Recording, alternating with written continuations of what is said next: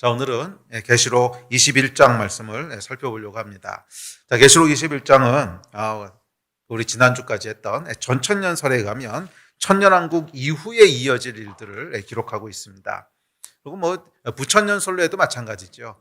부천년설은 지금 우리가 살고 있는 전체 여정을 천년왕국으로 보니까 그 후에 이어질 일이니까 전천년설에 의하든 무천년설에 의하든 하여간 천년왕국 이후에 이루어질 일에 대해서 기록하고 있습니다. 그러니까 천년왕국 이후에 하나님의 새 창조, 그러니까 새롭게 창조하시는 영원한 하나님의 나라가 있다는 것이죠. 새롭게 창조, 새 하늘과 새 땅으로 대표되는 새롭게 창조하시는 영원한 하나님의 나라가 있는데 이 나라에 대한 이야기입니다.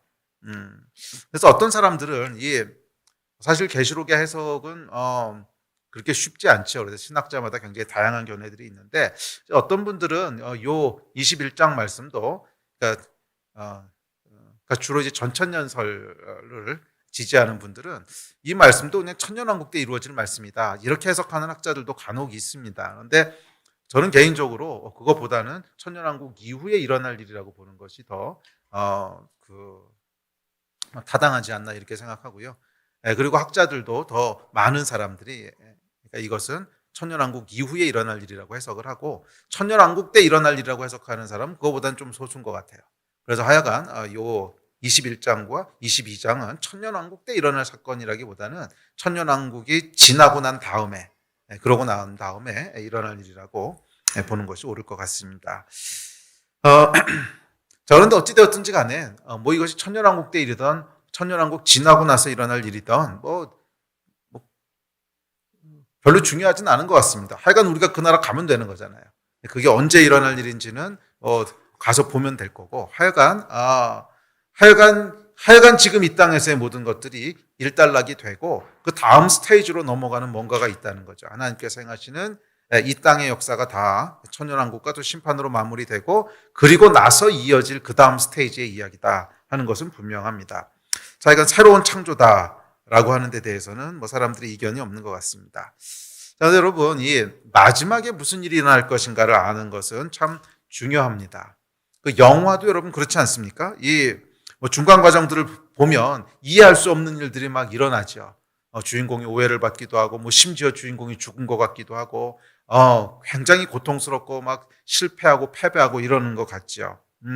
그래서 중간만 보고 있으면 주인공이 왜 저렇게 고통을 받는지 또 이야기가 어디로 흘러가는 건지 이해할 수 없는 일들이 많습니다. 그래서 항상 마지막 결론이 중요하죠. 제가 아주 어렸을 때인 것 같아요. 4살, 5살 때인 것 같은데, 이 황금박쥐라고 하는 만화 시리즈가 있었어요.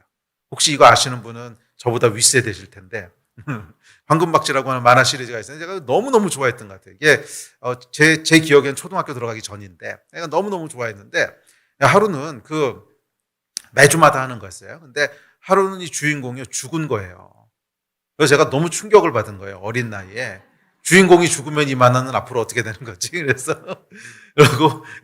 너무 억울하게 죽어가지고서 막 제가 대성통곡을 하면서 주인공이 저렇게 죽는 게 어딨냐고 세상에 저런 게 어딨냐고 막 그랬어요. 그랬더니 이제 저희 아버님이 이제 예언을 하셨습니다. 다음 주까지 봐, 다음 주에는 뭔가 달라질 거야. 분명히 주인공이 살아날 거야. 부활할 거야. 그런데 제가 그때는 이제 믿을 수가 없었어요. 그래서 세상에 저런 게 어딨냐고 막 울고불고 땡깡을 부렸는데 그 다음 주에 보니까 이 만화가 끝나는 게 아니고 계속되더라고요. 아니나 다를까 주인공이 부활해서 다시 나타났고 그러니까 그렇게 됐습니다. 이제 그때 기억이 아직도 남아있는데 이 마지막 회를 보고 나니까 중간 게 이해가 되는 거야. 그래서 그랬던 거구나. 이야기가 저렇게 진행된 거였구나. 끝을 모르니까 중간 게 이해가 안 되는 거예요. 도대체 왜 저렇게 얘기가 흘러가는지, 주인공이 어떻게 죽을 수 있는지 이해가 되지 않습니다. 자, 그런데 여러분 끝을 보니까 전체가 다 이해가 되기 시작하죠. 우리의 믿음도 여러분 이와 같습니다. 우리의 믿음은 마지막을 볼 때 전체가 보이기 시작해요. 마지막을 볼 때 전체가 이해되기 시작합니다. 그렇구나. 왜 하나님의 백성이 이 땅을 살아가는 동안 억울한 일을 당하는지, 왜 이렇게 불의한 일들이 일어나는지, 하나님은 그 시간 동안 어디 계신지, 우리한테 왜 이런 일들을 허락하시는지 중간에는 이해가 되지 않습니다. 더구나 아마 이해되지 않는 수준은요, 제가 황금박쥐 보고 울었던 것보다 더 클 거리요. 그렇지 않습니까? 저희 아버님과 어린 저의 차이보다 하나님과 우리의 차이가 훨씬 크지 않습니까? 훨씬 크기 때문에 제가 황금박쥐가 죽었다고 막 울었던 것하고는 비교도 안 될 정도로 우리는 이해할 수가 없다는 거예요. 예. 그래서 실제로 우리가 살아가면서 보면 왜 정직한 사람이 이런 어려움을 당하고, 왜 이렇게 믿음 좋은 사람이 고난을 당하고, 왜 불의가 판을 치고, 왜 이런 모순들이 일어나는지, 왜 하나님의 백성이, 정말 신실한 백성이 고난을 겪고 또 어려움을 당하고 이해할 수 없는 상황들을 통과하게 되는지 우리는 이해할 수가 없어요. 그런데 마지막을 보게 되면 이제 이해가 가기 시작합니다. 아, 그래서 그랬던 거구나. 아, 이걸 하려고 그랬던 거구나. 이야기가 이렇게 흘러가는 거였구나. 그것을 이해하게 됩니다. 그래서 여러분, 성경에서 아주 중요한 장, 저는 어떻게 보면 가장 중요한 장 중에 하나가 성경의 가장 마지막에 있는 계시록 21장, 22장이 아닌가 합니다. 21장, 22장을 보면 하나님께서 결국 어떤 일을 하시려는가 하는 마지막 결론이 기록되어 있어요. 그런데 이 마지막 결론은 뭐예요? 새 하늘과 새 땅을 창조하신다는 거예요. 새 하늘과 새 땅을 창조하신다는 거예요. 자, 그 이야기는 뭐냐면 이 마지막 결론을 가지고 여러분, 지금 우리가 살아가는 삶이 뭔지를 한번 되돌아보세요. 그 이야기는 뭐냐면 우리는 이 땅을 살아가도록 지음받은 존재가 아니라는 거예요. 사실 우리는 이 땅을 살아가도록 지음받은 존재가 아니라는 거예요. 새 창조를 하나님이 하실 거고 새 하늘과 새 땅을 창조하실 건데, 그러면 이 땅을 살아가는 모든 과정은 뭐냐? 요한계시록에 기록되어 있는 그 수많은 스토리들은 뭐냐? 왜 하나님의 백성들이 짐승과 음녀의 핍박을 받고 고난을 당하고 죽고 그 수많은 환난과 고통을 왜 통과해야 되느냐? 마지막에 가보면요, 분명한 목표가 있다는 거예요. 그건 뭐냐면 하나님께서 창조하실 두 번째 세계가 있는데, 그렇잖아요. 새하늘과 새 땅, 두 번째 세계가 있는데 지금 살아가는 이 세상은 그 세계로 들어가기 위한 준비 과정이라는 거예요. 그러니까 하나님께서 지금 이 세상에서 하시는 일은 뭐냐면 이 두 번째 세계로 들어갈 사람들을 찾아 모으시는 거예요. 그것을 하나님의 백성이라 그러는 거예요. 그러니까 이 두 번째 세계는 하나님과 훨씬 더 친밀하게 함께하는 세상이 될 건데, 거기는 하나님의 백성들이 들어가는 곳이에요. 그래서 첫 번째 세계, 우리가 지금 살아가고 있는 이 세계의 목적은 뭐냐면 이 두 번째 세계로 들어갈 사람들을 찾아서 모으시는 거라는 거예요. 그 관점을 가지고 여러분, 지금 우리가 살아가는 삶을 해석해야 된다는 거예요. 이해가 되십니까? 영화도 여러분 마지막 결론을 봐야, 황금박쥐도 마지막 결론을 봤을 때, 이 중간에 일어났던 이 사건이 이런 거였구나, 그 마지막 결론에 의해서 해석을 하잖아요. 그와 마찬가지로 우리가 살아가는 지금 이 세상도 또 계시록에 기록되어 있는 수많은 하나님의 백성들이 겪게 되는 환난과 핍박과 유혹과 그 수많은 스토리들은 다 마지막을 가지고 해석을 해야 되는데, 이 마지막 스토리가 뭐라는 거예요? 하나님의 새로운 창조 가운데로 들어가게 된다는 거예요. 자, 그러니까 지금 우리가 살아가는 이 세상은 하나님의 최종 목표가 아니라는 거예요. 최종 목표가 아니라는 거예요. 그럼 뭐예요? 두 번째 창조로 들어가기 위한 사람들을 찾아서 모으시는 거예요. 찾아서 모으시는 거예요. 아멘. 자, 이것이 우리가 살아가는 삶에 대한 성경의 해석입니다. 이 관점을 가지고 우리가 매일매일 살아가는 삶의 이야기들을 해석하셔야 돼요. 그렇지. 우리는 지금 하나님이 다음 세계로 들어갈 것을 준비시키는 과정 가운데 있는 거지. 준비도 준비고 선별하시는 거예요. 선별. 누구를 데리고 들어가야 되나? 모든 사람이 들어가는 게 아니라는 거예요. 누구를 데리고 들어가야 되나? 선별하시고 준비하시는 과정 가운데 있는 거지. 이 관점을 가지고 오늘의 삶들을 해석하시기를 바랍니다. 저는 본문을 한 구절씩 보겠습니다. 자, 1절은 보면 이렇게 시작됩니다. 자, 1절 같이 읽어볼까요? 시작. 또 내가 새 하늘과 새 땅을 보니 처음 하늘과 처음 땅이 없어졌고 바다도 있지 않더라. 여러분, 이 말씀을 어떻게 읽으시나 모르겠는데 사실은 굉장히 충격적인 얘기입니다. 굉장히 충격적인. 우리 다시 한번 읽어보세요. 시작. 또 내가 새 하늘과 새 땅을 보니 처음 하늘과 처음 땅이 없어졌고 바다도 다시 있지 않더라. 우리가 지금 보고 있는 하늘과 땅은 없어진다는 거예요. 우리가 이 계시록 하면서 계속 살펴봤지만, 그 하늘도 말려 없어지고, 그다음에 이 땅의 물질들도 다 불에 타서 없어질 거라고 베드로 사도가 얘기했잖아요. 그 이야기를 다시 하고 있는 겁니다. 첫 하늘과 처음 있었던 땅과 하늘은 다 없어지고 바다도 없어진다는 거예요. 자, 여기 보면 이제 새 하늘과 새 땅이라고 하는 새라고 하는 단어를 썼는데, 이 새라고 하는 단어의 원어를 보면 카이노온이라고 하는 단어인데, 이 단어는 질적으로 완전히 다른 이런 뜻이에요. 그러니까 조금 업그레이드 되고 조금 개선된 새로운 것이 아니라 질적으로 본질적으로 완전히 다른 그런 새라는 뜻이에요. 이해가 되십니까?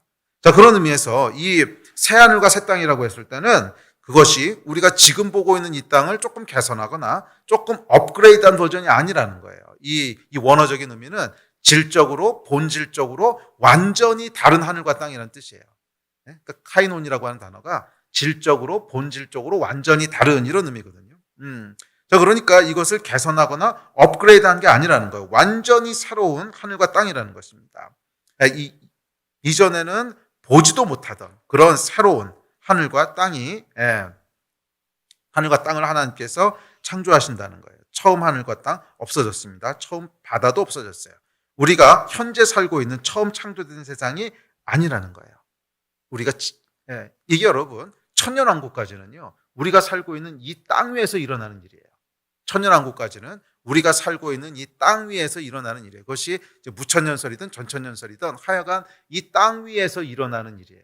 그래서 여러분, 우리가 천국에 대한 이야기들을 들을 때 이 천년왕국이랑 막 이렇게 섞여 있어요. 그러니까 천국에 대한 이야기들이 천년왕국이랑 섞여 있어요. 특별히 개혁주의 신앙, 개혁주의 신앙이라고 하는 게 사실 우리가 지금 보고 있는 게 대부분 다 개혁주의 신앙인데, 개혁주의 신앙에서 천국론은 어떻게 되어 있냐면 하늘이 땅에 임하는 거라고 해석을 합니다. 그러니까 하늘로 가는 게 아니라 하늘이 임한다고 해석을 해요.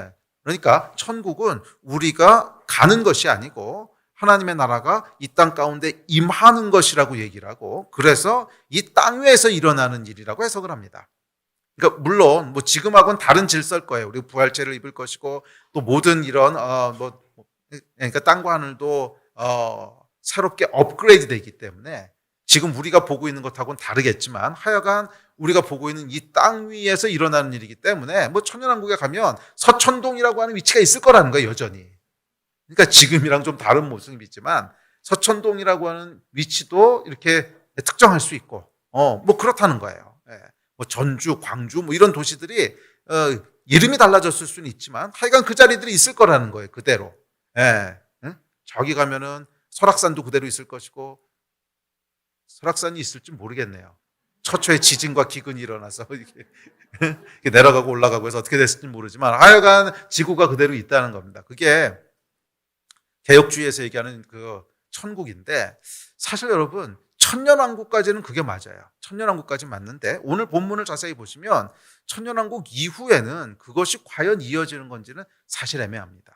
사실 애매해요. 이것도 사실 학자들에 따라서는 두 부류로 크게 갈라집니다. 그래서 완전히 새로운 곳이 될 것이다, 아니면 그냥 지금 있는 땅은 그대로 있는데 업그레이드 된 것이 될 것이다. 이게 학자에 따라서 좀 갈라지긴 하는데, 제가 계시록 21장, 22장을 이렇게 깊게 연구하고 묵상하면서 내린 결론은 이거는 불연속성이 맞다. 불연속성이 맞다는 게, 천년왕국까지는 이 땅에 일어나는 일이지만 천년왕국 이후는 완전히 새로운, 그렇잖아요. 지금 표현들을 보면 옛 하늘과 처음 하늘과 처음 땅이 없어졌다는 거예요. 처음 하늘과 처음 하늘이 없어졌고 바다도 다시 있지 않더라. 그렇죠? 그러니까 21장, 22장 말씀을 잘 들여다보면 다른 세계예요, 완전히. 그러니까 불연속적인 곳이라는 거예요. 그런데 많은 분들이 이제 천년왕국과 그 다음에 이어질 새하늘과 새 땅을 막 섞어서 생각하다 보니까 천국에 대한 개념들도 이렇게 뒤섞여 있는 것 같아요. 자, 그런데 하여간 이 계시록을 우리가 지금까지 쭉 따라오면서 보셨지만 여기 21장에서 말하고 있는 것을 보면 완전히 새로운 세상을 하나님이 창조하신다는 거예요. 자, 그러니까 천국이라고 하는 것은 여러분, 우리가 죽고 나서 영이 동동동 떠다니는 그런 것이 아니라, 천국은 뭐냐면 하나님께서 두 번째 창조를 하신다는 거예요. 두 번째. 두 번째 창조를 하신다는 거예요. 자, 그래서 그것을 제가 창조 2.0이라고 이제 이름을 붙였는데, 그렇죠. 그러니까 지금이 창조 1.0인 거죠. 그러니까 창세기 1장에서 나와 있는 그 창조는요, 창조 1.0이에요. 그런데 그게 무한히 계속되는 게 아니라는 거예요. 처음 하늘과 처음 땅은 사라졌어요. 없어졌다 그랬거든. 불에 타서 소멸될 거라 그랬어요. 예. 자, 그래서 창조 1.0의 시대는 천년왕국을 끝으로 끝난다는 거예요. 그리고 창조 2.0이 시작된다는 거예요. 완전히 본질적으로 다른 창조 2.0이 시작된다는 거예요. 이해가 되십니까? 그 얘기잖아요. 1절 다시 한번 보여주세요. 무슨 얘기예요, 이게? 자, 시작. 또 내가 새 하늘과 새 땅을 보니 처음 하늘과 처음 땅이 없어졌고 바다도 다시 있지 않더라. 그렇죠? 완전히 새로운 하늘과 새로운 땅을 하나님이 창조 2.0 새롭게 창조하신다는 거예요. 그래서 우리가 살펴본 이 계시록의 마지막 때에 대한 모든 이야기는 하나님께서 새롭게 창조된 세계로 누구를 데려 들어갈 것인가, 누구를 데리고 들어갈 것인가, 이 사람들을 선별하는 얘기라는 거예요. 선별하고 준비시키는, 선별하고 준비시키는 얘기라는 거예요. 선별 요원을 뽑는 거예요. 다 그 다음 세계로 들어가는 것이 아니라 첫 세계를 살면서 누가 창조 2.0의 세계로 함께 넘어갈 것인가, 그 사람들을 선별하는 과정이라는 거예요. 여기 계신 분들은 다 선별된 분들이신 줄 믿습니다. 선별돼서 다음 세계로 넘어갈 분들이시죠? 아멘. 네. 자, 그것을 선발하는 선별 과정이라는 거예요. 그것이 계시록 전체의 주제입니다. 계시록에 수많은 이야기들이 나오잖아요. 그런데 이 환난과 시험과 고통과 유혹을 쭉 통과하죠. 이게 뭐예요? 테스트 과정이라는 거예요. 테스트 과정을 거쳐서 누구를 선발할 것인가, 누구를 데리고 들어갈 것인가, 이거 하는 과정이라는 거예요. 자, 그렇다면 누가 들어가게 됩니까? 2절에서 그 이야기를 합니다. 자, 2절 시작. 또 내가 보매 거룩한 성 새 예루살렘이 하나님께로부터 하늘에서 내려오니 그 준비한 것이 신부가 남편을 위하여 단장한 것 같더라. 자, 새 예루살렘이 하늘에서 내려오는데 이는 신랑을 위해 단장한 신부라는 거예요. 자, 그러니까 여기 새 예루살렘은 여러분 건물을 얘기하는 게 아닙니다. 건물을 얘기하는 게 아니에요. 이것은 하나님의 백성을 상징적으로 얘기한 거예요. 아니, 그렇지, 그럼 신랑이 건물하고 결혼합니까? 말이 안 되죠. 신랑이 건물하고 결혼하겠어요? 새 예루살렘이 단장한 신부 같다 그랬어요. 그래서 여기서 이제 21장과 22장에 나오는 새 예루살렘이라고 하는 것은 공간적인 의미도 약간은 있을 수 있어요. 약간은. 근데 그건 뭐냐면 하여간 하나님께서 새롭게 창조하시는 그 세계가 있기 때문에 거기도 하늘과 땅이 있다 그랬잖아요. 그러니까 공간이 있어야죠. 우리가 부활체도 몸이니까. 몸을 갖고 들어가니까. 그런 공간적인 의미가 약간 포함되어 있을 수는 있지만, 그래서 사실 새 예루살렘에 대한 21장 후반부를 보면 세상 왕들이 그쪽으로 들어가고 사람들이 들어가고 이런 것 때문에 그것이 실제적인 공간일 거라고 해석하는 분들도 있기는 해요.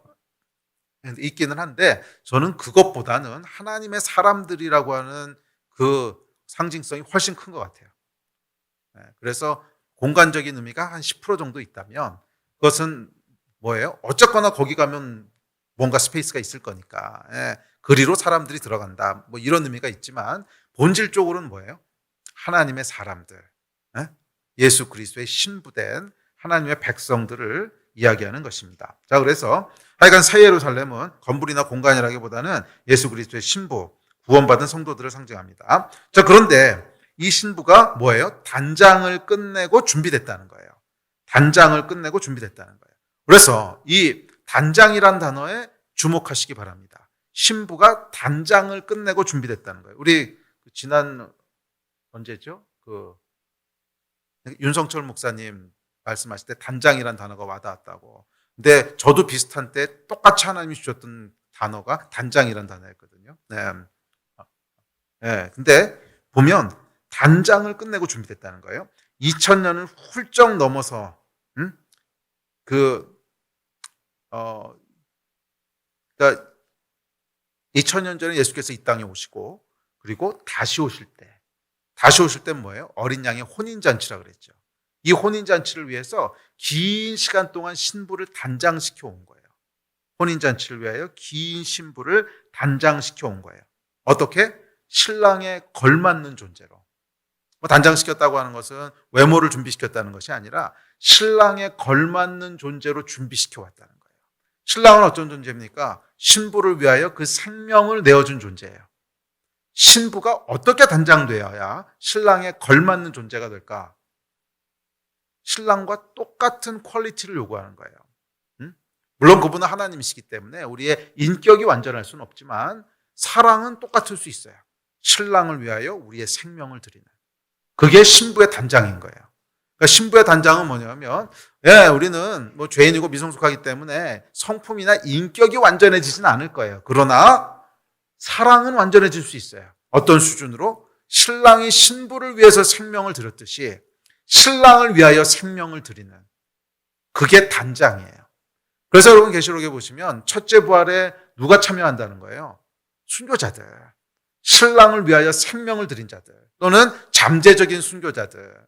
기회가 없어서 순교하진 않았지만 기회가 있었으면 분명히 순교했을 사람들. 신랑을 생명 바쳐 사랑하는 사람. 그게 신부의 단장이에요. 계시록 전체는 이 이야기라는 거예요. 왜 하나님께서 이런 환난과 핍박과 고난을 허락하셨을까? 물론 하나님이 이것을 고의적으로 주신 분은 아닙니다. 저는 그렇게 믿진 않아요. 하나님께서 우리를 괴롭히는 분은 아니거든요. 그런데 허락은 하셨어요. 왜 허락하셨을까? 선별 과정이라는 거예요. 사실 여러분, 사랑이라고 하는 것은요, 우리의 충성이라고 하는 것. 그러니까 신랑을 향한 사랑, 신랑을 향한 충성, 신랑을 향한 진심, 이게 하나님이 선발하시는 기준이에요. 누구를 선발할 것인가? 예수 그리스도를 향한 진심이 있는 사람을 선발하겠다는 거예요. 정말로 신랑께 충성하는, 생명 바쳐 충성하는, 마음을 다해 하나님을 사랑하는. 그래서 복음의 본질이 뭐예요? 하나님을 사랑하라는 거잖아요. 이웃을 사랑하고 하나님을 사랑해라. 생명 바쳐 신랑을 사랑하는 그 마음이 진짜인 충성된 사람들을 선발하시겠다는 거예요. 그런데 여러분, 이것은 언제 드러나게 되냐면 모든 것이 다 편하고 행복하고 완벽할 때는 안 드러나요. 누가 그런 마음인지 자기도 몰라요. 그것을 증명하시는 거예요. 드러나게 하시는 거예요. 이런 환경이 됐을 때 비로소 그 환경 속에서 예수 그리스도를 향한 내 마음의 진심이 뭔지가 드러나게 돼요. 자기도 알게 되고 사람들도 알게 되는 거예요. 그래서 하나님께서 이런 계시록에 등장하는 마지막 환난 또는 우리가 살아가는 이 시대에서 겪게 되는 모든 고통들, 환난은 선별하시는 과정이에요. 우리의 진심이 뭔지를, 신부가 단장되었는지를 증명하는 것입니다. 신부가 단장되었는지를 증명하는 거예요. 그리고 계시록 21장 2절에서는 환난을 통과하여 신랑 예수 그리스도에 걸맞는 성숙하고 아름다운 신부로 단장된 교회가 이제 결혼식장에 입장하는 거예요. 신부 입장! 그러면서 새 예루살렘 위에서부터 결혼행진곡과 함께 그 내려오는 장면입니다. 이게 21장 2장의 2절 말씀이에요. 와, 이 말씀을 여러분 상상해 보면 우리의 심장이 막 뛰입니다. 드디어 2000년도 넘는 긴 시간의 단장을 통하여 하나님께 준비된 사람들, 그 생명을 다해 예수 그리스도를 섬기고 충성된, 정말 생명을 다해 충성한 이 단장된 신부들이 마지막 결혼식 때 신부 입장 하는 소리와 함께 위에서부터 하늘로부터 내려오는 거예요. 와, 할렐루야. 하늘로부터 내려와서 어디로 들어가는 거예요? 두 번째 세상, 새하늘과 새 땅으로 입성하는 거예요. 그 장면을 지금 기록하고 있습니다. 와, 하나님께서 신혼집을 꾸며놓으신 거예요. 지금 이 세상은 이제 다 폐기하신다는 거예요. 물론 하나님께서 처음부터 폐기하려고 지으셨는지 그건 잘 모르겠어요. 그러나 죄로 말미암아 망가진 건 분명하죠. 죄로 말미암아 이 창조 세계가 망가졌거든요. 그래서 하나님께서 이것을 이제 치우시고 죄가 없고 완전한, 순전한 그 세상을 다시 창조하시고 그곳으로 들어갈 사람들을 모으셔서 마지막 때 결혼 행진곡과 함께 단장된 신부가 그쪽으로 입성하는 거야. 할렐루야. 와, 여러분, 이 마지막 스토리가 진짜 놀랍지 않습니까? 우리의 마지막 운명이 그거라는 거예요. 여러분, 하나님께서는 하나님의 형상을 따라 인간을 만드셨어요. 그 이야기는 인간은 영원한 존재라는 거예요. 그렇죠. 하나님은 소멸될 수 있는 분이 아니잖아요. 인간은 하나님의 형상을 따라 영으로 지음받았기 때문에 인간은 소멸하지 않습니다. 세상은 소멸해요. 물질은 소멸한다 그랬어요. 물질은 소멸한다 그랬어요. 하나님께서 처음 하늘과 처음 땅은 다시 있지 않더라. 불에 타서 물질이 다 소멸될 걸. 그러니까 보이는 세상은 다 소멸돼도 사람은 소멸하지 않아요. 사람은 영원해요. 하늘과 땅은 소멸해도 인간은 사라지지 않습니다. 첫 창조가 지나고 두 번째 창조에도 우리는 계속 있을 것이고, 만약에 세 번째 창조가 있다면 그때도 계속 있을 것이고, 네 번째 창조가 만약 있다면 그때도 계속 존재할 거라는 거예요. 하나님께서 창조 2.0, 3.0, 4.0 계속 하실지 그건 모르겠어요. 성경에 안 나와 있어요. 그런데 창조 2.0까지는 기록돼 있어요. 창조 2.0까지는 기록돼 있고 그곳에는 우리가 계속 존재할 거예요. 그건 이후에도 계속 존재할 거예요. 만약 하나님께서 계속 창조를 다시 하신다면 그 이후에도 계속 존재할 거예요. 저와 여러분은 하나님의 형상으로 지음받은 영원한 존재입니다. 그러니까 하나님께서 저와 여러분을 어떻게 창조하셨냐면 모든 창조 버전들 가운데 하나님과 함께할 파트너로 그렇게 만드신 거예요. 와, 이 대단한 존재입니다. 보이는 모든 것은 다 사라지고, 두 번째 창조를 하셨을 때도 여전히 저와 여러분은 하나님과 함께 있을 존재로 지음받았고, 두 번째 세상도 만약 하나님이 폐하시고 다시 창조하시면 거기도 여전히 존재할 정도로 존재로, 그러니까 영원히 소멸하지 않는, 영원히 하나님과 함께하는 그런 존재로 만드신 거예요. 할렐루야. 어떤 분들은 아마 이 창조 2.0이라고 하면 하나님이 창조를 두 번째 하신단 말이에요. 그렇게 말씀하실 수도 있는데 뭐가 문제입니까? 한 번 창조하신 분이 두 번 못 하실까요? 한 번 창조하신 분이 두 번 못 하시겠냐고요. 그리고 더더군다나 분명히 성경에는 새 하늘과 새 땅을 만드신다고 말씀하셨어요. 그럼에도 불구하고 우리 안에 강하게 박혀있는 선입관은 뭐냐면 하나님이 한 번만 창조하신다는 그 선입관이 딱 박혀있는 거죠. 그렇지 않으세요? 저는 그랬거든요. 새 하늘과 새 땅이라는 말 수도 없이 들었죠. 목사가 이야기를 모르겠습니까? 수도 없이 들었던 말인데 이 선입관이라는 게 진짜 무서워요. 아무리 새 하늘과 새 땅이고 하나님 이렇게 말씀하셔도 그냥 하나님은 한 번만 창조하신다라고 하는 선입관에 꽉 잡혀 있으니까 이 말이 안 들어와요. 안 들어와요. 그런데 어느 날 기도하면서 제가 이 말씀을 보는데 이거 뭐야? 다시 창조하신다는 뜻이잖아. 선입관을 잠깐 내려놓고, 근데 아마 성령님의 조명하심이었죠. 제가 50 중반 이제 후반 넘어가는데 모태신앙으로 성경 새하늘과 새 땅 얘기를 거의 50년, 60년 들어왔을 텐데 왜 그때까지는 두 번 창조하신다는 생각이 한 번도 안 들다가 성령께서 한번 조명하신 것 같은데 이렇게 말씀을 보고 있는데 이건 뭐야? 다시 창조하신다는 거잖아. 그러고 나서 보니까 이 베드로서에서 얘기했던 것들, 또 이사야서에서 얘기했던 것들이 쫙 꿰지더라고요. 그렇네. 분명히 두 번 창조하신다고 말씀하셨네. 세 번, 네 번은 모르겠어요. 그 이야기는 성경에 안 나와 있으니까.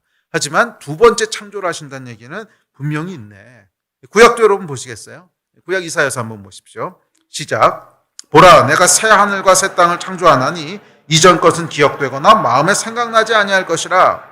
너희는 내가 창조하는 것으로 말미암아 영원히 기뻐하며 즐거워할지라. 보라, 내가 예루살렘을 즐거운 성으로 창조하며 그 백성을 기쁨으로 삼고. 구약의 선지자들도요 이야기를 알았어요. 그래서 힐끗 선지서들을 보면 나와요. 그런데 아마 예상하기로는 선지자들도 무슨 말인지 다 이해는 못하고 그냥 예언했을 거예요. 그리고 읽는 사람도 무슨 말인지 다 모르고 그냥 이해했고. 그런데 구약도 그렇고 계시록도 그렇고 또 이제 베드로서도 그렇고 보면 분명히 하나님이 다시 창조하시겠다고 말씀하셨어요. 창조 2.0이 있다고 분명히 말씀하셨어요. 이것은 성경의 메시지입니다. 아멘. 저도 이 말씀을 딱 예, 이 생각이 들고 나서 보니까 천국에 대한 개념이 완전히 달라지더라고요. 천국에 대한 개념이 완전히 달라져요. 천국은 우리가 이 땅에서 몸을 가지고 살다가 영이 동동동 떠다니는 그런 곳이 아니라, 우리는 여전히 인간으로서 부활체를 입겠지만 부활체를 입고 여전히 우리의 모든 인간으로서의 그런 것을 가지고 하나님이 다시 창조한 세상을 쭉 살아가는 거예요. 지금과는 다른 그런 세상을. 그 세상이 어떤 세상인지 모르겠어요. 아마 근데 지금과는 굉장히 다를 거예요. 공기의 그 성분도 좀 다를 수 있고요. 산소보다는 다른 게 더 많을 수도 있고, 아니면 산소 같은 게 없을 수도 있고, 공기의 성분도 다를 거고, 하나 분명한 게 뭐냐면 해와 달은 없대요. 그러니까 이게 완전히 다른 거죠. 해와 달이 없으면 여러분 어떻게 에너지를 얻습니까? 그러니까 지금 우리가 살아가는 세상하고는 완전히 다른 세상인 거예요. 그런데 분명히 세상은 세상인 거예요. 우리가 몸을 가지고 살아가는 두 번째 창조된 세상, 그것이 우리가 흔히 얘기하는 천국이라는 거죠. 네. 하나님의 나라가 임한다라고 표현하셨던 것은 아마 전천년설에 의하면 천년왕국까지의 이야기일 거고, 그 이후에 이어지는 이야기는, 그리고 하나님의 나라라고 하는 본질이 사실은 땅이나 공간의 개념보단 통치의 개념이 훨씬 강하기 때문에, 하나님이 통치하시는 곳, 그런 의미에서 하나님의 나라가 임한다는 것이지, 우리가 죽음 이후에 또는 부활 이후에 거하게 될 곳, 그 의미로서의 천국이라면 사실은 두 번째 창조라고 이해하는 것이 더 성경적이라고 하는 결론을 내리게 됩니다. 네. 다들 충격받으신 표정으로. 천국 개념이 지금 완전히 헷갈리. 아니요, 근데 성경적으로 보면 그렇게 해석할 수밖에 없어요. 네. 새하늘과 새 땅을 창조하시고 거기서 영원한 시간을 보내게 할 거라는 거잖아요. 아멘. 자, 그래서 성경의 가장 마지막 책인 계시록, 그것의 가장 마지막 장인 21장, 22장은 이 새 창조의 세계에 대해서 얘기합니다. 저와 여러분은 창세기 1장에서 창조된 창조 1.0의 세상만을 위해 지음받은 존재가 아니에요. 창조 1.0의 세계가 끝나고 새로운 세상이 도래해도 거기도 여전히 존재할 거고. 왜? 하나님의 형상으로 지음받은 영원한 존재거든. 그리고 설령 그 두 번째 세계가 끝나고 세 번째 세계를 창조하신다고 하면 거기서도 존재할 거고. 네. 그래서 이 세상만을 위해 지음받은 존재가 아니라는 거예요. 이 세상과는 전혀 다른 방식으로 존재하는 하나님의 새 하늘과 새 땅이 있습니다. 아멘. 거기는 공기도 다를 것이고 물리법칙도 다를 것이고 존재하는 방식도 전혀 다른, 해도 달도 없다고 했으니까 하여간 전혀 다른 그 세상을 위해 지음받은 존재라는 거예요. 그리고 이 계시록에 기록된 모든 이야기들은 선별 과정이라고 그랬죠. 거기 들어갈 사람들을 선별하는 거예요. 이것을 통과한 이들은 이제 새로운 세계인 창조 2.0의 세계로 하나님과 함께 들어가게 된다는 거예요. 신부로 단장된 자들. 할렐루야. 네. 그래요, 여러분. 이 두 번째 세계로 들어가는 선별 기준은 신부로 단장되는 거예요. 신부로 단장되는 거예요. 예수 그리스도의 신부로 단장된 자들만이 두 번째 세계, 창조 2.0, 새하늘과 새 땅으로 들어가게 됩니다. 현재 우리가 살고 있는 이 세상의 삶은 창조 2.0의 세계로 들어가기 위한 선별 과정이고 준비 과정입니다. 선별된 사람들은 준비되어지는, 단장되어지는. 어떻게? 예수 그리스도를 생명 다해 사랑하는 자들로, 예수께 생명 다해 충성하는 자들로 그렇게 준비되고 선별되고 단장되는 줄로 믿습니다. 이 마지막을 이해할 때 우리는 우리가 현재 겪고 있는 이해할 수 없는 일들을 비로소 이해하게 됩니다. 우리는 창조 1.0 세상만을 위해 지음받은 존재가 아니구나. 창조 2.0을 살아가야 되는 존재고 그 후에도 이어질, 그 후에 다른 세상이 있다면 영원까지 이어질 그 세상을 살아가는 존재구나. 그리고 현재의 삶은 그것을 위한 선별 과정이고 준비 과정이구나. 그 준비가 뭡니까? 예수 그리스도의 신부로 단장되는 것. 신부로 단장되는 것. 신부로 단장되는 핵심은 뭐라고요? 신랑이 신부를 사랑하셨듯이, 그 생명을 주셨듯이 우리도 신랑을 위하여 생명을 드리는, 우리의 가장 소중한 것도 신랑 앞에 아낌없이 드리는 그 사랑, 그 충성, 그 마음의 진심, 이거 여러분 증명하는 거예요. 그게 증명된 사람들이 단장된 신부인 줄 믿습니다. 아멘. 기억하십시오. 계시록의 마지막 주제는 이 새 창조에 대한 것입니다. 자, 그렇다면 이 새 창조된 것은 어떤 세상일까? 자, 두 번째 특징을 봅시다. 첫 번째 특징은 단장된 신부가 들어간다는 것이고, 자, 두 번째 특징은 3절에 보면 이렇게 얘기합니다. 시작. 내가 들으니 보좌에서 큰 음성이 나서 이르되 보라 하나님의 장막이 사람들과 함께 있음에 하나님이 그들과 함께 계시리니 그들은 하나님의 백성이 되고 하나님은 친히 그들과 함께 계셔서. 이게 이제 그곳에서 두 번째 세상에서 일어날 일을 지금 기록하고 있는 거죠.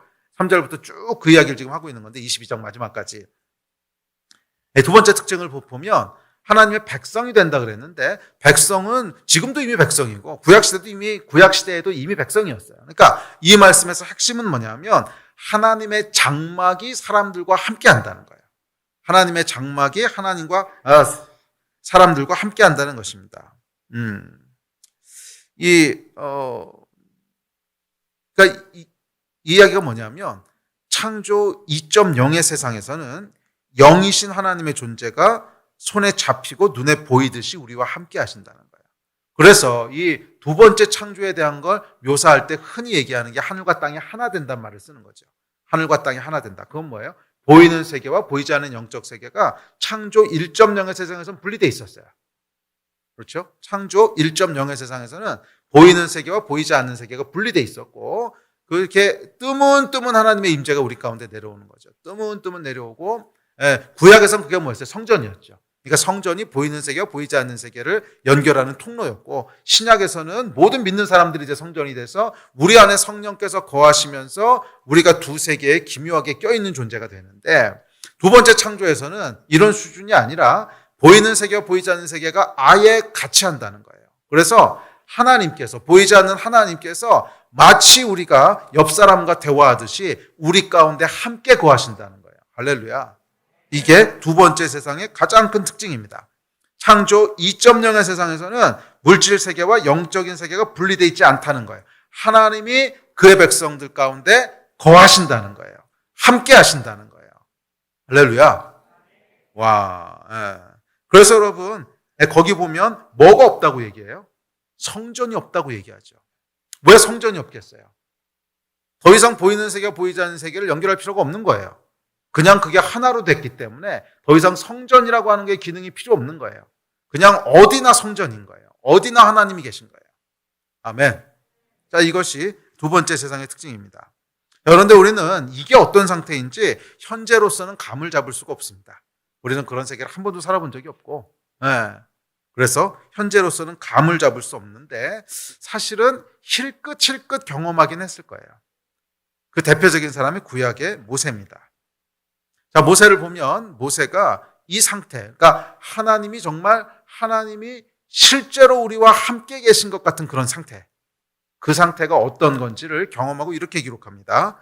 출애굽기를 한번 봅시다. 시작. 또 이르시되 내가 내 얼굴을 보지 못하리니 나를 보고 살 자가 없음이니라. 여호와께서 또 이르시기를 보라 내 곁에 한 장소가 있으니 너는 그 반석 위에 서라. 내 영광이 지나갈 때에 내가 너를 반석 틈에 두고 내가 지나도록 내 손으로 너를 덮었다가 손을 거두리니 내가 내 등을 볼 것이요 얼굴은 보지 못하리라. 하나님을 대면하는 경험이 얼마나 강렬하고 얼마나 충격적이었는지 죽게 될 거라는 거예요. 그래, 하나님의 현존, 하나님의 영광을 보게 될 때 사람은 그것을 감당할 수 없다는 거예요. 우리와 너무나 다르신 그 하나님의 완전한 영광, 완전한 현존을 우리가 보게 되면 사람이 감당할 수 없다는 거예요. 그래서 모세뿐만 아니라 하나님의 영광을 대면했던 다른 선지자들도 거의 비슷하게 얘기합니다. 그러니까 이사야는 뭐라 그래요? 내가 죽게 되었도다 이렇게 고백을 하고요. 에스겔은 뭐라고 고백해요? 하나님을 잠깐 대면하고서 7일 동안 죽은 자 같이 떨었대요. 7일 동안 그러니까 두려움에 부들부들 떨었다고 이렇게 얘기합니다. 우리가 거룩하신 하나님의 임재를 대면한다고 하는 것은 보통 일이 아닙니다. 보통 일이 아니에요. 잠깐 대면하는 것만으로도 일주일을 떨어야 됐어요. 그런데 그 하나님께서 아예 장막을 치시고 우리랑 함께 거하신다. 하늘과 땅에 구분이 없어지고 영신 하나님의 현존이 우리 가운데 거하신다. 와, 이건 여러분 사실은 보통 일이 아닙니다. 그래서 사실은 신부 새 예루살렘이요, 거룩하게 단장돼야 됩니다. 거룩하게. 우리가 여러분 감당할 수 없는 이유가 뭐예요? 죄 때문에 그런 거거든요. 하나님의 영광과 하나님의 현존이 우리로 죽을 정도로 떨게 만드는 이유는 죄 때문에 그런 거예요. 그래서 단장된다 할 때 그 앞에 뭐가 들어가요? 거룩하게 단장되는 거예요. 거룩하게. 그래야만 하나님의 임재와 함께 할 수 있는 거예요. 아멘. 그 거룩함은 예수 그리스도의 의로 옷 입는 거죠. 그러니까 사실은 믿음의 거룩함이에요. 우리의 행위 하나하나를 다 거룩하게 고친다. 그것도 어느 정도는 의미가 있지만 하나님의 임재 앞에 나아가기 위한 절대적인 조건은 뭐예요? 믿음으로 예수 그리스도의 의로움을 옷 입는 거죠. 그러니까 이게 안 되면 하나님이 항상 우리와 함께하는 그곳에는 거할 수가 없는 거예요. 그곳엔 거할 수가 없는 거예요. 이 임재의 무게와 이 거룩함의 무게가 그냥 사람을 죽게 만드는 거예요. 그래서 예수 그리스도의 의로 옷 입은 자들만 그곳에 들어가게 됩니다. 그게 뭐예요? 단장이에요. 우리로 믿음으로 단장하는 거예요. 거룩하게. 예수 그리스도의 보혈로 옷 입은 그 거룩한 단장이 필요합니다. 그래서 우리는 이 땅에 있을 때 하나님의 임재를 대면하는 것을 부단히 연습해야 됩니다. 그게 뭐예요? 예배거든요. 그러니까 예배의 본질은 그냥 좋은 말씀을 배우는 게 아니에요. 결코 아니에요. 예배는 여러분 단순한 종교 행위가 아니에요. 예배는 뭐를 연습하는 거예요? 우리가 영원히 살아갈 삶을 연습하는 거예요. 그래서 여러분 우리가 다 알진 못했지만 하던 얘기들 있잖아요. 천국에서 뭘 하게 됩니까? 영원히 예배하게 됩니다. 아이고 지루해서 어떡하지? 영원히 할렐루야 할렐루야 이것만 하고 있는 겁니까? 이런 농담들 했잖아요. 근데 여러분 이 말 자체가 틀린 말은 아니에요. 우리는 영원히 하나님을 예배하게 될 거예요. 천국에서. 그런데 그 예배의 본질은 뭐냐면 하나님을 대면하는 게 예배인 거예요. 네, 그 하나님이 우리와 영원히 함께 하시기 때문에 항상 옆에 계시기 때문에 이제는 모든 시간이 예배가 되는 거죠. 그런데 그 예배로 들어가기 위해서는 여기서 무엇을 지금부터 연습하고 준비하는 거예요? 하나님을 대면하는 연습을 하는 거예요. 하나님을 대면하는 것을 연습하는 거예요. 그래서 여러분, 저는 모든 예배에는 하나님의 임재가 있어야 된다고 믿습니다. 예배는 좋은 말씀을 듣는 게 아니에요. 말씀의 역할은 하나님을 대면하도록 인도해 주는 것이지 그 말씀의 역할은 지식만을 전달하는 게 아니에요. 지식은 우리로 하나님의 임재로 나아가도록 도와주는 하나의 방편일 뿐이에요. 모든 예배는 하나님을 대면하는 것인 줄 믿습니다. 그래서 우리는 이 영광의 임재를 연습해야 돼요. 이게 되지 않은 사람은 설령 하나님께서 두 번째 세계로 데려 들어가신다고 할지라도 그것이 천국은 아닐 겁니다. 모세가 느꼈던, 이사야와 에스겔이 느꼈던 그 두려움을 평생 영원히 그 두려움 가운데 있다고 생각해 보세요. 얼마나 힘들까. 안 들어가는 게 차라리 나을 거예요. 안 들어가는 게. 그러면 여러분, 이 땅에서 우리는 하나님의 임재를 대면하게 익숙해지셔야 돼요. 무엇으로? 예수 그리스도의 의로. 예수 그리스도의 의로. 그래서 여러분 복음서에 비유로 이걸 말씀하시죠. 잔치에 초청하는데, 혼인잔치에 초청하는데 예복을 안 입고 온 사람 쫓아내시잖아요. 이 예복이 뭐예요? 예수 그리스도의 의지요. 예수 그리스도의 의. 예수께서 우리를 위하여 쟁취하신 그 의로, 그것을 믿음으로 입는 사람. 아멘. 그래서 예배에는 결국 뭐가 요구되는 거예요? 믿음이 요구되는 거예요. 예수 그리스도의 의라고 하는 그 믿음을 가지고 끊임없이 하나님 앞에 나아가 그분의 영광을 대면하는 것을 연습하는 거예요. 감사하게도 이 땅에서는 하나님께서 이 수위 조절을 해주세요. 수위 조절을 해주신다고 하는 게 뭐냐면 그냥 하나님의 영광을 여기서 다 보여주시면은 아마 절반은 죽을 거예요. 절반 이상 죽을 줄 몰라요. 서바이벌 하는 사람 몇 명 없을 수도 있어요. 하나님께서 수위 조절을 해주셔서 그리고 완전한 영광을 다 보여주시진 않고 우리가 견딜 만큼 이렇게 해주시면서 계속 우리를 하나님 앞으로 나오도록 훈련시키시는 거죠. 예배를 훈련하십시오. 예배는 하나님의 영광을 대면하는 것을 끊임없이 훈련하시는 거예요. 뭐로? 믿음으로. 예수 그리스도의 의로 옷 입고 하나님의 영광 앞으로 나아가는. 그래서 우리의 믿음의 옷이 준비된 것만큼 하나님께서 영광을 보여주시는 거예요. 이게 수위 조절이에요. 그것을 넘어서도록 하면 감당을 못하니까 우리의 믿음으로 준비된 것만큼 하나님께서 보여주시고, 그래서 여러분 예수 그리스도의 의로 옷 입는 것만큼 우리는 하나님의 영광을 대면하게 될 줄로 믿습니다. 그것을 계속 예배 가운데 연습해야 돼요. 그게 예배의 본질인 줄 믿습니다. 새로운 세상에서 우리는 이 땅에서의 방식과는 다른 방식으로 하나님과 함께 할 것입니다. 전혀 다른 방식으로 함께 할. 거기에는 하늘과 땅의 구분이 사라지고 영과 육이 함께 섞여 공존하는 것입니다. 그리고 그것에서 우리는 매일 하나님의 영광을 대면하게 될 겁니다. 그 이야기를 이렇게 얘기합니다. 22절, 23절입니다. 시작. 성 안에서 내가 성전을 보지 못하였으니 이는 주 하나님 곧 전능하신 이와 및 어린 양이 그 성전이심이라. 그 성은 하나 달의 비침이 쓸데없으니 이는 하나님의 영광이 비치고 어린 양이 그 등불이 되심이라. 이게 두 번째 세상의 모습이라는 거예요. 우리는 사라지지 않고 지지 않는 하나님의 영광, 쉼없이 비치는 그 거룩함의 영광을 마치 이 땅에서 해나 달을 보듯이 그렇게 볼 거라는 거예요. 그렇게 대면하면 살 거라는 거예요. 더 이상 밤이 없고요. 하나님의 영광이 밤낮으로 24시간 365일 계속 머물 거라는 거예요. 그것이 두 번째 세상의 모습입니다. 그래서 그곳에 뭐가 없대요? 성전이 없대요. 성전은 앞서 얘기했지만 하늘과 땅을 연결하는 통로인데 그곳에 하나님이 계신 곳인데 이제 더 이상 그게 필요 없는 거예요. 어디나 하나님이 계시니까. 특별한 곳에 하나님이 계셔야 될 없지요. 신약으로만 넘어와도 이미 성전이 없어졌죠. 우리 가운데 하나님이 임하셨으니까. 그런데 이젠 여기서 한 걸음 더 나가서 그냥 하나님의 장막이 우리와 함께 하신다는 거예요. 할렐루야. 그래서 그곳에는 어떠한 종교적 형식이나 도구도 필요 없을 겁니다. 예배를 따로 드릴 필요도 없고요. 기도를 따로 할 필요도 없을 거예요. 언제나 어디서나 하나님이 우리와 365일, 365일이라는 개념이 있을지 모르겠지만 하여간 영원히 함께 하실 것입니다. 아멘. 그곳의 모습에 대해서 이렇게 얘기합니다. 자, 시작.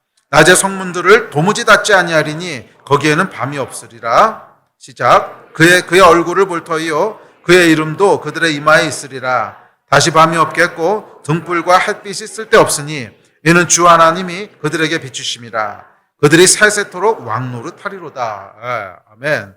이게 창조 2.0의 모습입니다. 아멘. 그러므로 여러분 하나님의 영광을 대면하는 것에 익숙해지십시오. 하나님의 임재 안으로 들어가는 것에 익숙해지십시오.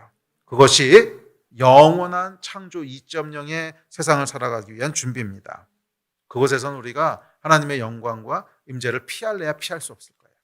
지금 우리가 피할 수 있죠. 어디 도망가서 이렇게 숨어 있으면 되는데 그때는 피할 수 없을 거예요.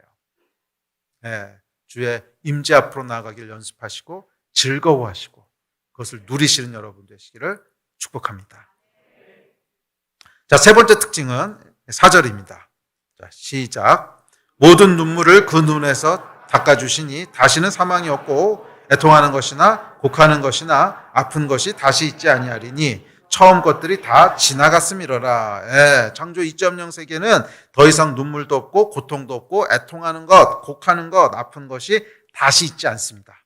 사망도 없습니다. 와, 우리를 그토록 절망과 고통으로 몰아넣었던 사망도 더 이상 없다는 거예요. 할렐루야. 처음 것은 다 지나갑니다. 아멘. 이전 것은 지나갑니다. 지나갑니다. 이 또한 지나가리니. 그러므로 여러분 힘을 내십시오. 처음 것들은 다 지나갔음이로라. 우리가 이 땅에서 겪는 모든 아쉬움들, 고통들, 눈물들, 슬픔들, 한스러운 거, 억울한 거 뭐예요? 처음 것은 다 지나간다는 거예요. 그리고 네, 두 번째 세계에서는 없다는 거예요. 눈물도 없고 애통하는 것도 없고 곡하는 것도 없고 처음 것은 다 지나갔음이로라. 아멘. 기억하십시오, 여러분. 우리는 창조 1.0의 세상에 영원히 머물 게 아닙니다. 기억하라는 거예요. 처음 것은 지나간다는 거예요. 창조 1.0의 세계에 영원히 거하는 게 아니라는 거예요. 이 땅의 시간은 지나갑니다. 응?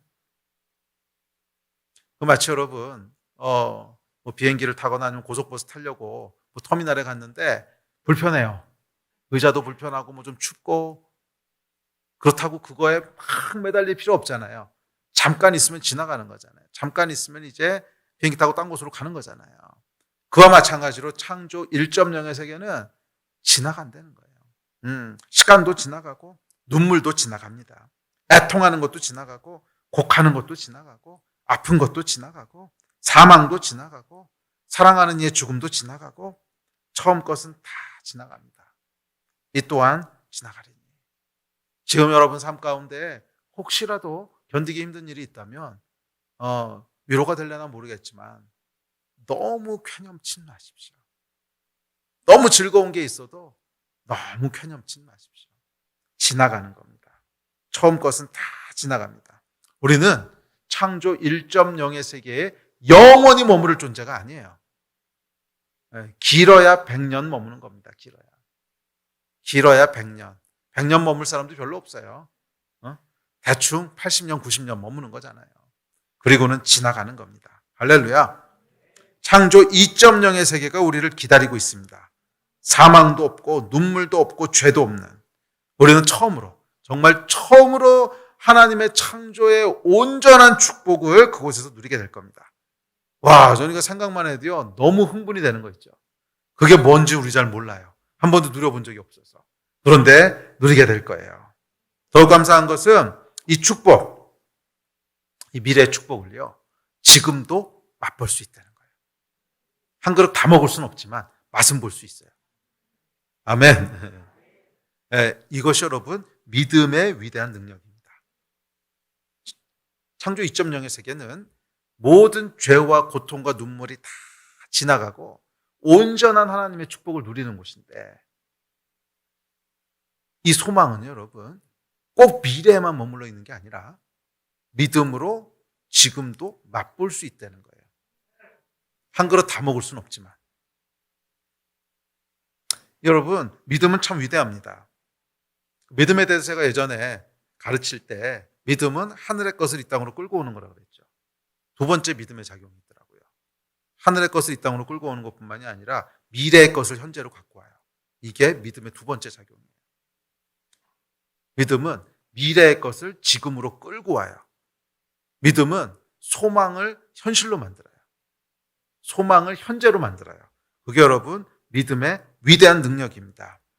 완전한 수준은 아니지만 우리는 이 모든 것이 지나가고 하나님께서 완전하게 위로하시는, 눈물도 없고 애통하는 것도 없고 곡하는 것도 없고 사망도 없는 이 완전한 하나님의 위로와 축복을 믿음으로 누릴 수 있습니다. 아멘. 지금 누릴 수 있습니다. 만약에 지금 누릴 수 없다면 이 말씀이 지금 우리에게 무슨 의미가 있겠어요? 모든 말씀은 뭐예요? 지금 우리 삶 가운데 적용되고 누려지는 겁니다. 네, 여러분, 우리는요 하나님의 임재 속에서 그분의 영광을 대면할 때 모든 슬픔과 고통이 이미 지나간 미래의 시간을 누리게 될 겁니다. 비록 우리가 고통이 존재하는 현재의 시간을 살지만 동시에 우리는 고통이 다 지나간 미래의 시간을, 창조 2.0의 시간을 함께 가져와서 누릴 수 있어요.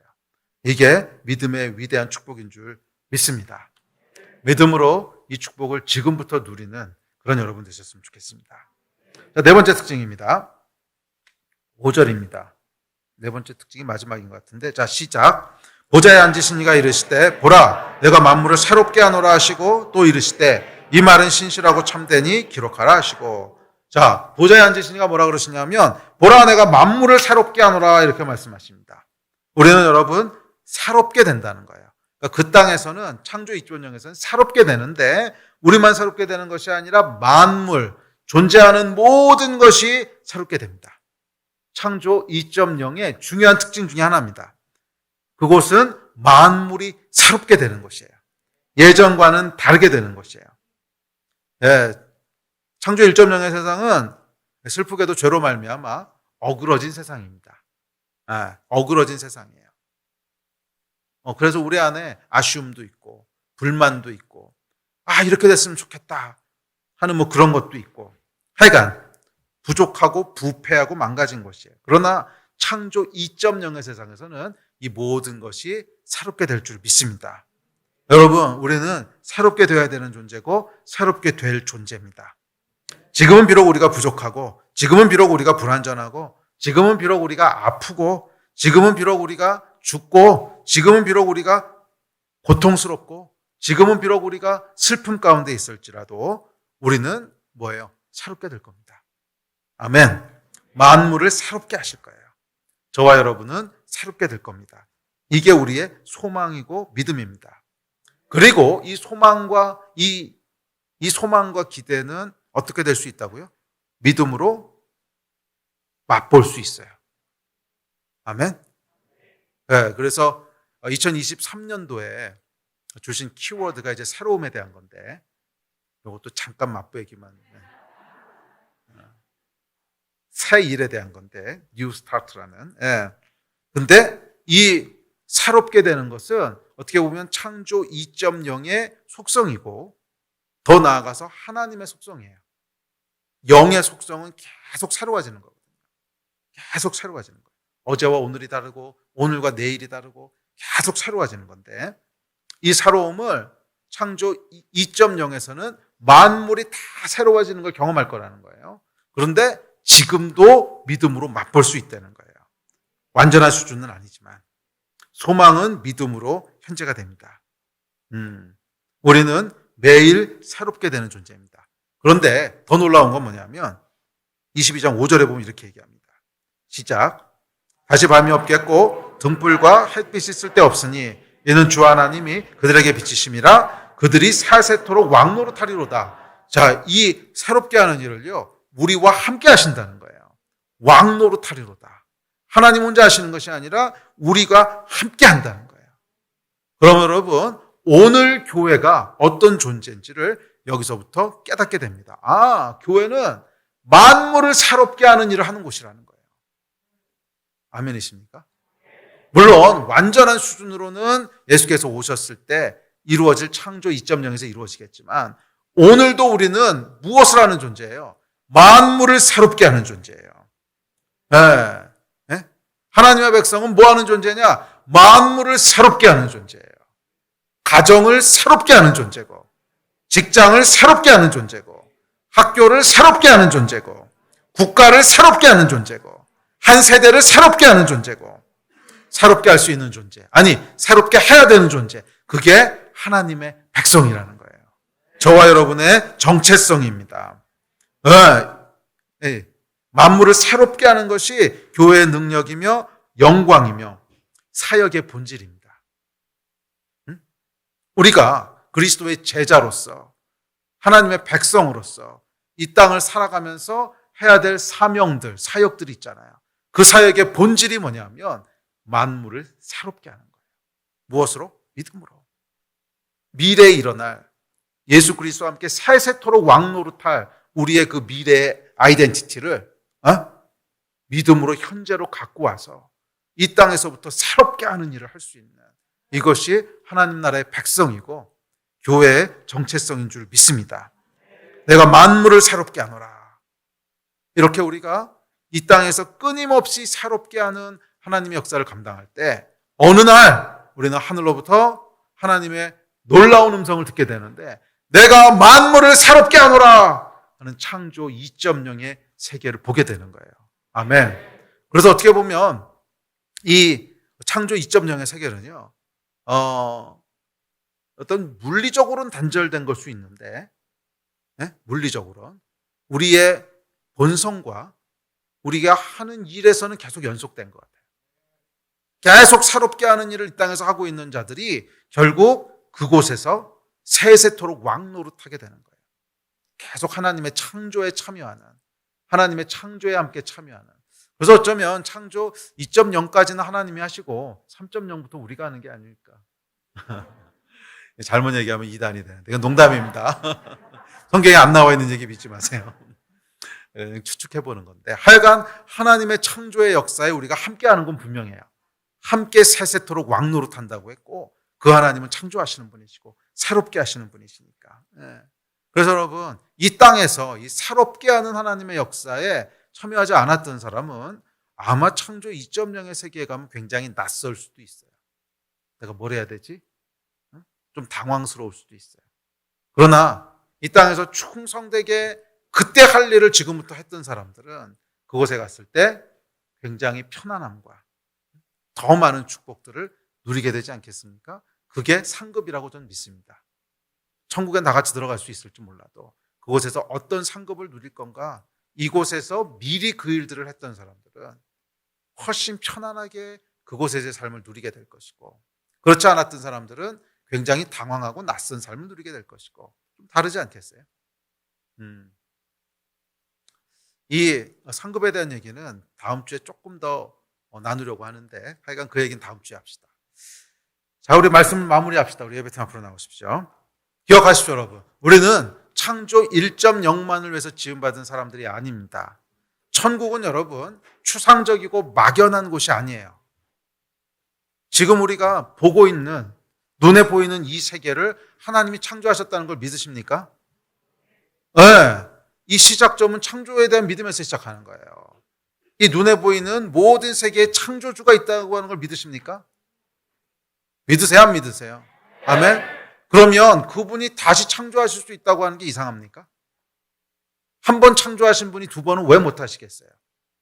정말 창조주가 있다고 믿는다면 두 번 창조하신다는 건 이상한 게 아니죠. 더군다나 성경은 그렇게 하겠다고 얘기하고 있습니다. 새하늘과 새 땅, 두 번째 창조를 하겠다는 거예요. 그러면 여러분, 천국은 우리가 눈에 보이는 이 세상만큼이나 실제적인 거예요. 눈에 보이는 이 세상만큼이나 실제적인 거예요. 이 눈에 보이는 이 세상을 만드셨던 그분이 두 번째 새하늘과 새 땅을 다시 만들겠다고 하는 그곳이 천국이거든. 하나님의 나라거든요. 그러면 여러분, 저와 여러분에게 약속되어 있는 천국은 추상적이고 애매한 그런 종교적인 언어가 아닙니다. 눈에 보이는 이 세계를 창조한 창조주께서 다시 한번 창조하시겠다는 거예요. 죄가 없는 완전한 그리고 그 세계로 단장된 신부들, 준비된 자들을 이끌고 들어가실 겁니다. 그러면 여러분, 창조 1.0의 세계에 너무 일희일비하지 마십시오. 이것은 그냥 선별 과정일 뿐입니다. 여기서 대단한 성공을 했다고 해서 기뻐하시지도 말고 실패했다고 해서 슬퍼하지도 마세요. 훨씬 더 중요한 것은 내가 선별 과정 가운데 충성된 신부로 정말 예수 그리스도 모든 마음과 생명을 드리는 그런 단장된 신부로 준비되었는가. 이것 하나는 놓치지 마십시오. 이것 하나는 놓치지 마십시오. 아멘. 그뿐만 아니라 창조 2.0에서 누리게 될 수많은 축복들은 지금도 맛볼 수 있어요. 물리적인 건 우리가 누릴 수 없겠지만 그 본질은 맛볼 수 있어요. 어떻게? 믿음으로 하나님의 임재 가운데 들어가며 믿음으로 우리가 그분의 놀라운 평안과 축복을 누리며 믿음으로 새롭게 하신 하나님의 역사를 우리 삶 가운데 만들어가는 이 일을 지금도 누릴 수 있습니다. 이 놀라운 축복들을 놓치지 않고 오늘부터 영원까지 누리는 그런 여러분들 되시기를 주의 이름으로 축원하고 또 축원합니다. 아멘.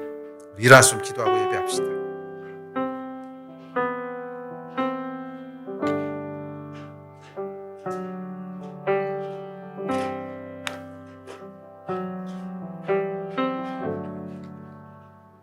기억하십시오, 여러분.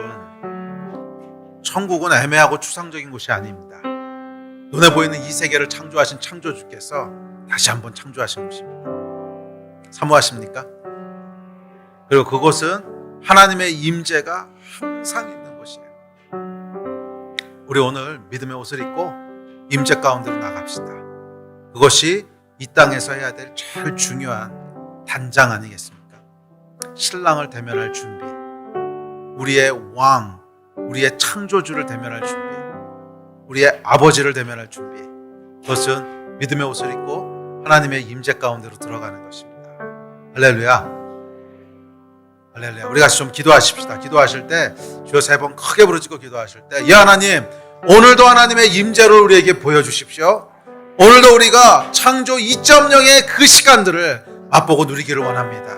하나님, 우리 가운데 역사하시고 부어주셔서 미래에 있을 소망이 오늘 내 삶 가운데 누려지는 은혜의 역사가 있게 하여 주십시오. 내가 사모합니다. 성령님, 미래에 있을 모든 일들의 보증이 되시고 맛배기가 되신 우리 성령님, 오늘 역사하시고 임재하여 주시옵소서. 이 일을 위해서 우리 주여 세 번 같이 부르짖고 합심해서 기도하고 예배하십시다. 기도하시겠습니다.